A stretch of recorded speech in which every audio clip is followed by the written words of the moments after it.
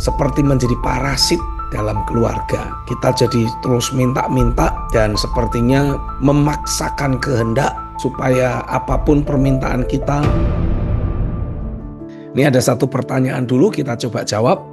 Selamat sore, selamat malam, Dad. Terkait dengan sikap hati kita ketika menolong saudara kakak adik dalam keluarga yang terus-menerus kekurangan dan minta sama kita, sementara kita semua sudah pensiun atau senior. Dan kita tahu kehidupannya seperti itu karena tidak akurat dalam menjalani hidup. Apakah kita terus berkewajiban untuk membantu? Jika tidak dibantu, dia marah dan hubungan menjadi tidak baik. Mohon tanggapan, Dad. Ya, ini sudah mulai menjadi benalu namanya kalau seperti ini ya. Jadi apa yang harus kita lakukan? Ya, yang pertama, terus saudara doakan. Minta supaya Tuhan juga ikut beracara, Tuhan ikut bekerja, supaya kalau kita memberi arahan, kita memberi nasihat, ini anggota keluarga kita ini terbuka untuk berubah.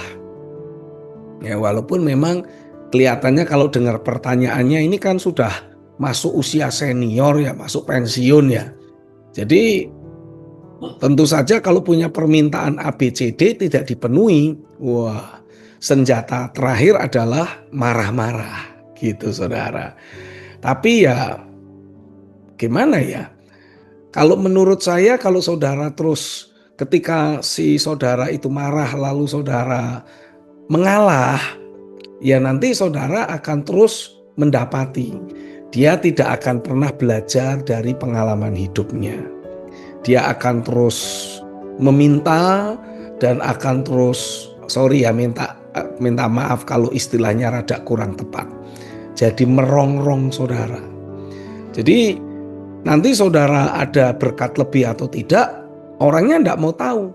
Nanti mereka akan terus memaksa untuk saudara memberi seperti yang diminta. Nah, ini yang tidak sehat. Ya, karena bahkan dalam sebuah hubungan keluarga, kita ini harus terus belajar membangun kualitas hubungan yang sehat. Ya, tidak boleh kemudian kita jadi seperti menjadi parasit dalam keluarga.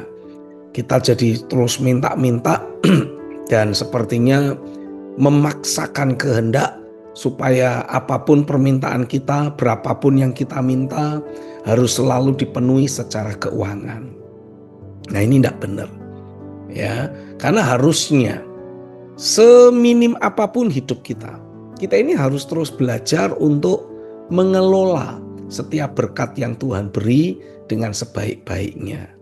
Ya, kalau memang ya bagaimana lagi kalau memang kita dalam keadaan terjepit, ya kita harus belajar untuk mengubah gaya hidup. Nah, ini permasalahannya seringkali ada anggota keluarga kita yang gaya hidupnya tidak mau berubah, tapi menuntut kita yang harus terus melakukan penyesuaian, menuntut supaya kita belajar mengerti keberadaan mereka. Padahal kitanya sudah mengencangkan ikat pinggang sampai bikin lubang baru di sabuk kita ya, ikat pinggang kita. Tapi orangnya malah tidak mau tahu.